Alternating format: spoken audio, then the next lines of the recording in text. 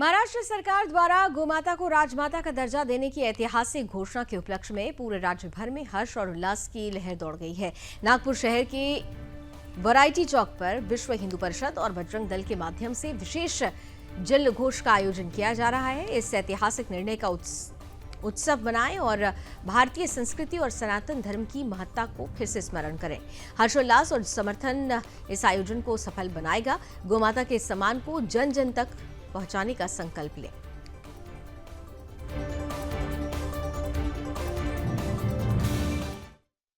महाराष्ट्र सरकार ने गोमाता को राज्य माता का दर्जा देने के बाद पूरे महाराष्ट्र में जल्लोष है। महाराष्ट्र सरकार का ये जो निर्णय है, इस निर्णय को आप कैसे देखते हैं? कितनी उमंग, कितनी इच्छा, कितना आनंद है? बहुत हर्ष उल्लास के साथ बजरंग दल के सारे कार्यकर्ता यहाँ पर आए हैं।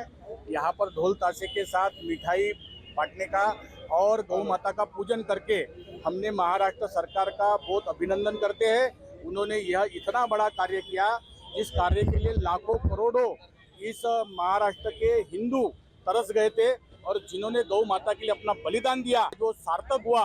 माता को राजमाता घोषित किया गया। राज्य सरकार द्वारा हर गौ माता के पीछे हर जो गौशाला है वहाँ पर हर दिन के भी लिए एक अनुदान घोषित किया है। उस निर्णय को लेकर क्या सोचते हैं? बिल्कुल, यह भी निर्णय उनका अभिनंदन पात्र है कि अब राजमाता होने के कारण उसका एक दर्जा मिलेगा, उसका अनुदान पूर्ण मिलेगा।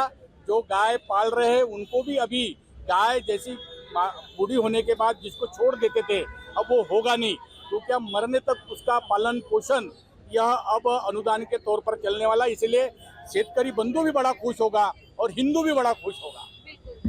राज्य सरकार ने तो अपना काम किया है, केंद्र सरकार से कोई विशेष मांग?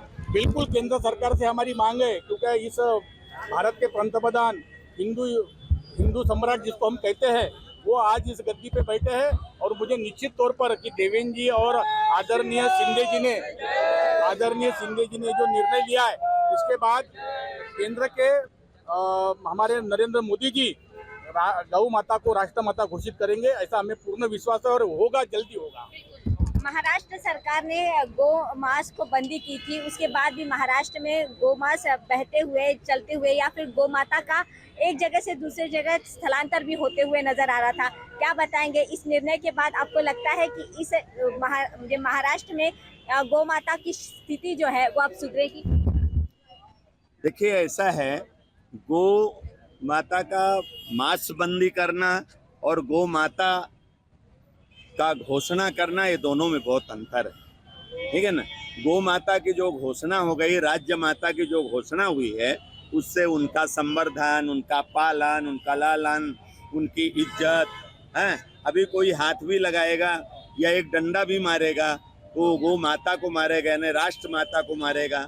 ये बहुत अंतर हो गया और वो इसलिए अब जो है गौ माता का संरक्षण भी होगा।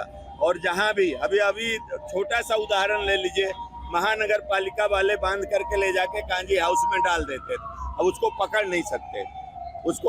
उसका संवर्धन करना पड़ेगा, उसको व्यवस्था करनी पड़ेगी, गौशाला बनाना पड़ेगा, उसका चिकित्सा संबंधी व्यवस्था देखना पड़ेगा। ये बहुत बड़ा काम हुआ है और ये महाराष्ट्र में भारतीय जनता पार्टी की जो अघाड़ी सरकार है, युति की सरकार है, ये जो किया है तो बड़े डेयरिंग का काम है, ये साधारण विषय नहीं है। इससे ये संदेशा जाता है कि आज नहीं कल, 2 साल बाद, 4 साल बाद हमारा भारत देश गौ माता के लिए सुरक्षित हो जाएगा और गौ माता सुरक्षित होगी तो हिंदुस्तान सुरक्षित होगा, हिंदुस्तान सुरक्षित होगा तो हिंदू सुरक्षित होंगे और बहुत जल्दी आप देखेंगे हिंदू राष्ट्र घोषित होगा। तो महाराष्ट्र के लोग इस बात को लेकर बेहद खुश नजर आ रहे हैं और इसीलिए जश्न मनाया जा रहा है, आयोजन हो रहा है, उल्लास उमंग है।